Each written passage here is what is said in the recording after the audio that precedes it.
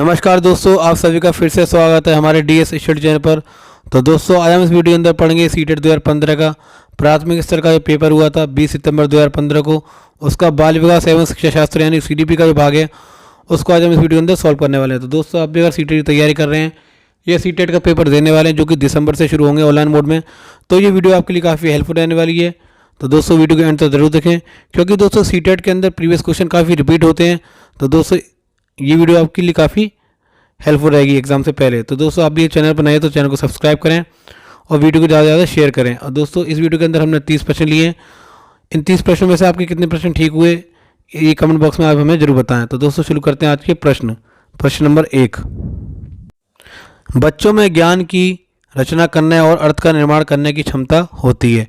इस परिप्रेक्ष्य में एक शिक्षक की भूमिका है: 1 संप्रेषक और व्याख्याता की, 2 सुगमकर्ता की, 3 निर्देशक की, या 4 तालमेल बिठाने वाले की।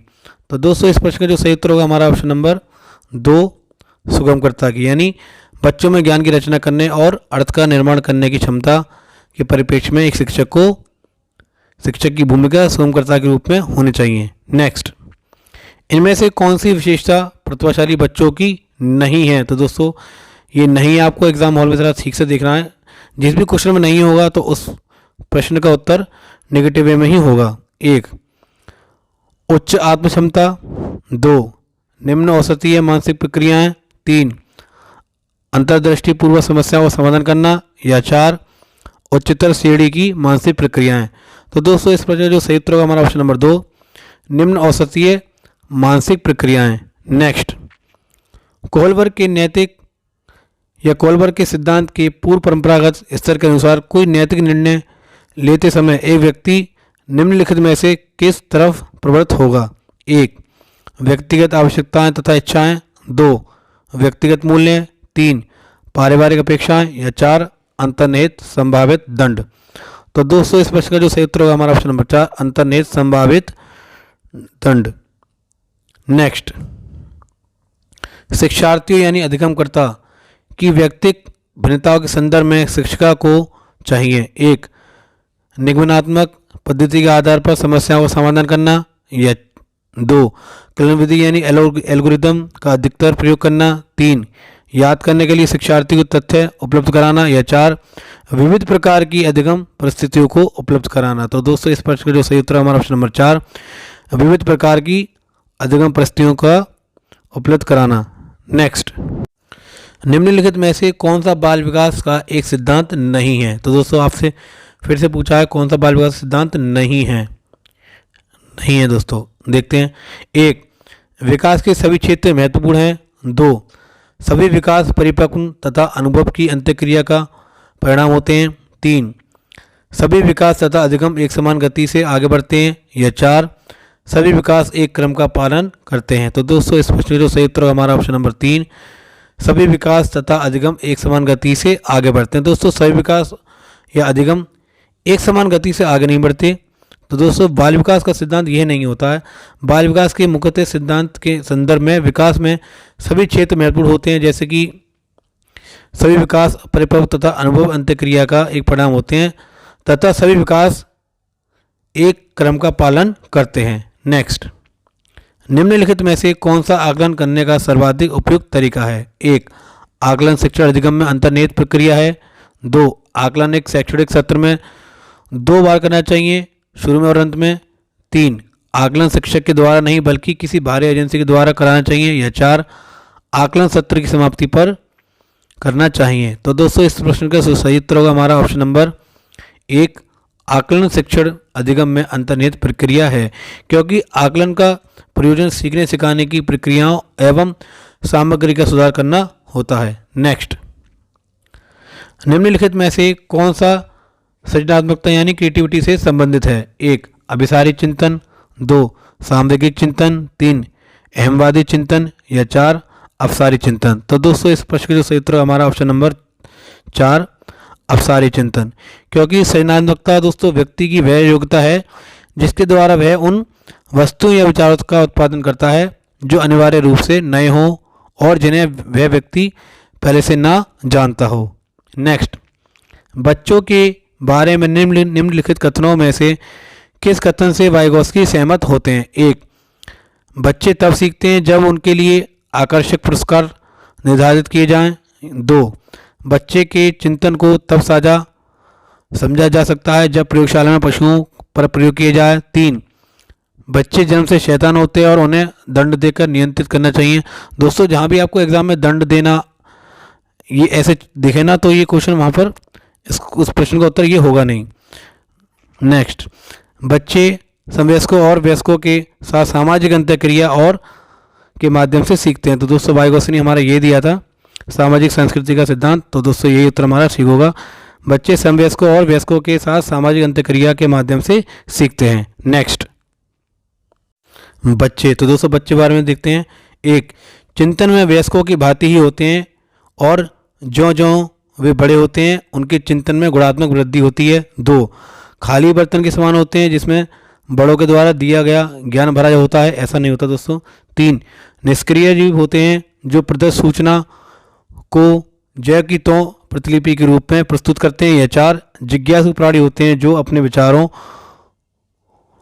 अपने चारों के और के जगत को खोजने के लिए अपने ही तरीकों या तर्कों को और क्षमताओं का उपयोग करते हैं। तो दोस्तों, इस प्रश्न का सही उत्तर हमारा ऑप्शन नंबर 4, जिज्ञासी प्राणी होते हैं बच्चे जो अपने चारों ओर के जगत को खोजने के लिए अपने ही तर्कों और क्षमताओं का प्रयोग करते हैं। नेक्स्ट, बच्चों की त्रुटियों के बारे में निम्नलिखित में से कौन सा कथन सत्य है? एक, बच्चों की त्रुटियां उनके सीखने की प्रक्रिया का अंग है। दो, बच्चे तब त्रुटियां करते हैं जब शिक्षक सौम्य हो और उन्हें त्रुटियां करने पर दंड ना देता हो। तीन, बच्चों की त्रुटियां शिक्षक के लिए महत्वहीन हैं और उसे चाहिए कि उन्हें काट दे और उन पर अधिक ध्यान न दे। या चार, असावधानी के कारण बच्चे त्रुटियां करते हैं। तो दोस्तों, इस प्रश्न का जो सही उत्तर हमारा ऑप्शन नंबर 1, बच्चों की त्रुटियां उनकी सीखने की प्रक्रिया का अंग होती हैं। नेक्स्ट, अध्यापक को यह सुनिश्चित करना चाहिए कि उसकी कक्षा के सभी शिक्षार्थी अपने आप को स्वीकृत और सम्मानित समझें। इसके लिए शिक्षक को चाहिए कि वह एक, वंचित पृष्ठभूमि से आने वाले बच्चों का तिरस्कार करे ताकि वे अनुभव करें कि उन्हें अधिक कठोर परिश्रम करना है। दो, उन शिक्षार्थियों को पता लगाएं जो अच्छी अंग्रेजी बोल सकते हैं और संपन्न घरों से हों तथा उन्हें आदर्श के रूप में प्रस्तुत करें। तीन, अपने शिक्षार्थियों की सामाजिक और सांस्कृतिक पृष्ठभूमि को जानकारी प्राप्त करें और कक्षा में विविध मतों को प्रोत्साहन करें। या चार, कड़े नियम बनाएं और जो बच्चे उनका पालन न करें उन्हें दंड दें। तो दोस्तों, दंड भी हमें नहीं देना बच्चों को। तो दोस्तों, इस प्रश्न का जो सही उत्तर होगा हमारा ऑप्शन नंबर 3, अपने शिक्षार्थियों की सामाजिक और सांस्कृतिक पृष्ठभूमि को या की जानकारी प्राप्त करें और कक्षा में विविध मतों को प्रोत्साहित करें। नेक्स्ट, सुरेश सामान्य रूप से एक शांत कमरे में अकेले पढ़ना चाहता है जबकि मदन एक समूह में अपने मित्रों के साथ पढ़ना चाहता है। यह उनकी डैश में विविधता के कारण है। एक, अभिक्षमता। दो, अधिगम शैली। तीन, परावर्तकता स्तर या मूल्यों। तो दोस्तों, इस प्रश्न का जो सही उत्तर हमारा ऑप्शन नंबर 2, अधिगम शैली। नेक्स्ट, भारत में भाषिक विभिन्नता बहुत है। इस संदर्भ में विशेषकर कक्षा 1 और कक्षा 2 प्राथमिक स्तर पर बहुभाषिक कक्षाओं के बारे में सर्वथा उपयुक्त कथन है। एक, विद्यालय में उन्हीं बच्चों को प्रवेश दिया जाए जिनकी मातृभाषा वही हो जो शिक्षा के लिए अपनाई जा रही है। दो, शिक्षक को सभी भाषाओं का सम्मान करना चाहिए और सभी भाषाओं में अभिव्यक्त करने के लिए बच्चों को प्रोत्साहित करना चाहिए। ये भी अच्छा पॉइंट है।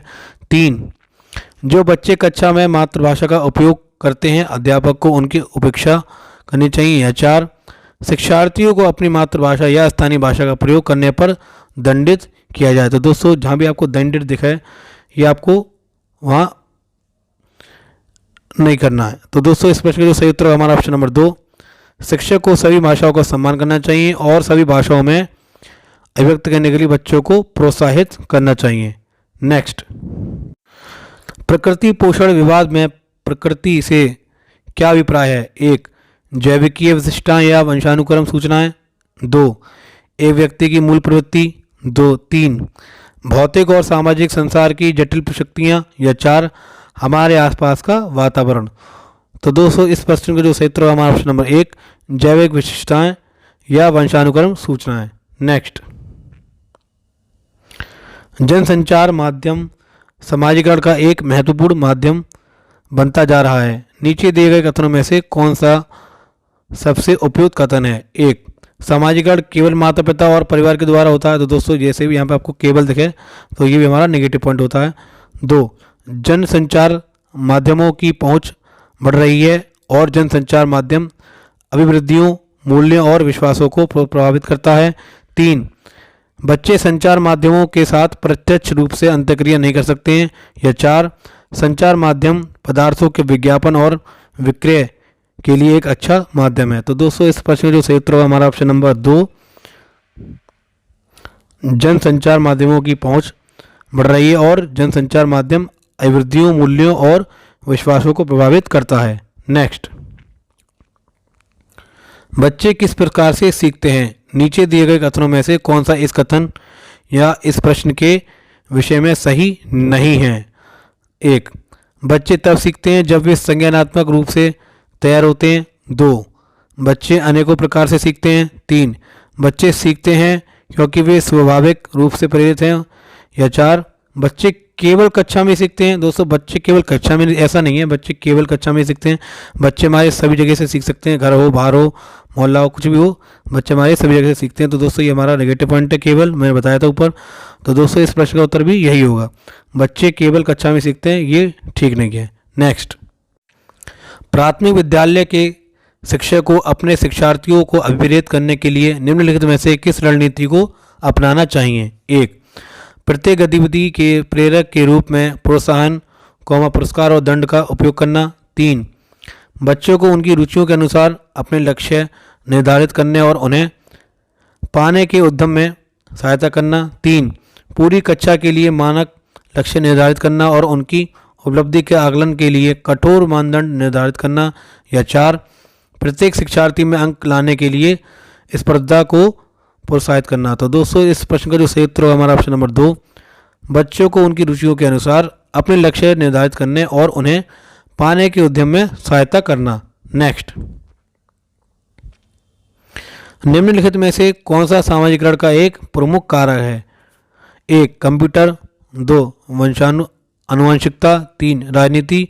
या 4, परिवार। तो दोस्तों इस प्रश्न का जो सही उत्तर होगा हमारा ऑप्शन नंबर 4, परिवार। नेक्स्ट, बच्चों को समूह कार्य देना एक प्रभावी शिक्षण रणनीति है क्योंकि 1, छोटे समूह में कुछ बच्चों को दूसरे बच्चों पर हावी होने की अनुमति होती है। 2, सीखने की प्रक्रिया में बच्चे एक दूसरे से सीखते हैं और परस्पर सहायता भी करते हैं। 3, बच्चे अपना काम जल्दी से करने में समर्थ होते हैं। या 4, ऐसे शिक्षक का काम कम हो जाता है। तो दोस्तों इस प्रश्न का जो सही उत्तर होगा हमारा ऑप्शन नंबर 2, सीखने की प्रक्रिया में बच्चे एक दूसरे से सीखते हैं और परस्पर सहायता भी करते हैं। क्योंकि दोस्तों सीखने की प्रक्रिया में बच्चे एक दूसरे से सीखते हैं और परस्पर सहायता भी करते हैं। नेक्स्ट, एक औसत बुद्धि वाला बच्चा यदि भाषा को पढ़ने एवं समझने में कठिनाइयाँ प्रदर्शित करता है तो यह संकेत देता है कि बच्चा डैश का लक्षण प्रदर्शित कर रहा है। 1, लेखन अक्षमता यानी डिस्ग्राफिया। 2, गणितीय अक्षमता यानी डिस्कैलकुलिया। 3, गति समन्वय अक्षमता या फिर डिस्प्रैक्सिया। या 4, पठन अक्षमता यानी डिसलेक्सिया। तो दोस्तों इस प्रश्न का जो सही उत्तर हमारा ऑप्शन नंबर 4, पठन अक्षमता यानी डिसलेक्सिया। नेक्स्ट, शैशव काल की अवधि है। 1, जन्म से 2 वर्ष। 2, जन्म से 3 वर्ष। 3, 2 से 3 वर्ष। या 4, जन्म से 1 वर्ष। तो दोस्तों इस प्रश्न का जो सही उत्तर होगा, इसका उत्तर हमारा ऑप्शन नंबर 1, जन्म से 2 वर्ष। दोस्तों काफ़ी बार ये क्वेश्चन पूछा गया, तो दोस्तों इस क्वेश्चन को ज़रा ध्यान से देखें। नेक्स्ट, पियाजे के अनुसार 2 से 7 वर्ष के बीच का एक बच्चा संज्ञानात्मक विकास की डैश अवस्था में है। 1, औपचारिक संक्रियात्मक। 2, मूर्त संक्रियात्मक। 3, संवेदी गतिक। या 4, पूर्व संक्रियात्मक। तो दोस्तों इस प्रश्न का जो सही उत्तर होगा हमारा ऑप्शन नंबर 4, पूर्व संक्रियात्मक अवस्था के अंदर है। नेक्स्ट, विकास डैश से डैश की ओर बढ़ता है। 1, जटिल कौमा कठिन। 2, विशिष्ट कौमा सामान्य। 3, साधारण कौमा आसान। या 4, सामान्य कौमा विशिष्ट। तो दोस्तों इस प्रश्न का जो सही उत्तर हमारा ऑप्शन नंबर 4, सामान्य कौमा विशिष्ट।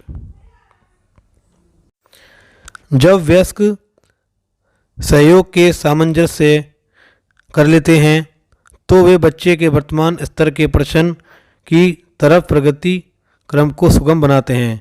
इसे क्या कहा जाता है? 1. सहयोग देना, 2. सहभागी अधिगम, 3. सहयोगात्मक अधिगम या 4. समीपस्थ विकास। तो दोस्तों इस प्रश्न का जो सही उत्तर होगा हमारा ऑप्शन नंबर 1 सहयोग देना। नेक्स्ट, नवीन जानकारी को शामिल करने के लिए वर्तमान स्कीमा यानी अवधारणा में बदलाव की प्रक्रिया डैश कहलाती है। 1. आत्मसातकरण, 2. समायोजन, 3. अहम केंद्रित या 4. अनुकूलन। तो दोस्तों इस प्रश्न का जो सही उत्तर होगा हमारा ऑप्शन नंबर 1 आत्मसातीकरण, क्योंकि किसी व्यक्ति के अवधारणा परिवर्तन में नवीन जानकारी प्रभावी भूमिका निभाती है। नेक्स्ट, मध्य बाल्यावस्था में भाषा डैश के बजाय डैश अधिक है। 1. समाजीकृत अहम केंद्रित, 2. जीववादी समाजीकृत, 3. परिपक्व या अपरिपक्व या 4. अहम केंद्रित कौमा समाजीकृत। तो दोस्तों इस प्रश्न का जो उत्तर होगा हमारा ऑप्शन नंबर 1 समाजीकृत कौमा अहम केंद्रित। नेक्स्ट, बाल केंद्रित शिक्षा में शामिल है 1. बच्चे का एक कोने में बैठना, 2. प्रतिबंधित परिवेश में अधिगम, 3. वे गतिविधियां जिनमें खेल शामिल नहीं होते या 4. बच्चे के लिए हस्तपरक गतिविधियां। तो दोस्तों इस प्रश्न का जो सही उत्तर होगा हमारा ऑप्शन नंबर 4 बच्चे के लिए हस्तपरक गतिविधियां। नेक्स्ट, कक्षा अध्यापक ने राघव को अपनी कक्षा में अपने ही बोर्ड पर स्वयं द्वारा तैयार किया गया मधुर संगीत बजाते हुए देखा। कक्षा अध्यापक ने विचार किया कि राघव में डैश बुद्धि उच्च स्तरीय थी। 1. शारीरिक गतिबोधक, 2. संगीत में, 3. भाषाई या 4. स्थानिक। तो दोस्तों इस प्रश्न का जो उत्तर होगा हमारा ऑप्शन नंबर 2 यानी संगीत में। नेक्स्ट, जब एक शिक्षक यह समझता है कि स्वाभाविक रूप से लड़के गणित में लड़कियों से अच्छे हैं, यह दर्शाता है कि अध्यापक है 1. लिंग यानी जेंडर पक्षपाती, 2. शिक्षाप्रदत्त, 3. सही दृष्टिकोण वाला या 4. नीतिपरक। तो दोस्तों इस प्रश्न का जो सही उत्तर हमारा ऑप्शन नंबर 1 यानी लिंग जेंडर पक्षपाती है हमारा टीचर। नेक्स्ट, चलते हैं दोस्तों आज के आखिरी प्रश्न की तरफ। समावेशी शिक्षा मानती है कि हमें डैश के अनुरूप बदलना है। 1. व्यवस्था बच्चे, 2. परिवेश या परिवार, 3. बच्चे या परिवेश या 4. बच्चे या व्यवस्था। तो दोस्तों इस प्रश्न का जो सही उत्तर होगा हमारा ऑप्शन नंबर 1 व्यवस्था या बच्चे। आशा करता हूं दोस्तों आपको ये वीडियो अच्छी लगी होगी, और दोस्तों ये आपको ये वीडियो अच्छी लगी तो ज़्यादा लाइक करें, शेयर करें और चैनल बनाए हैं तो चैनल को सब्सक्राइब करें। तब तक के लिए थैंक्स फॉर वॉचिंग।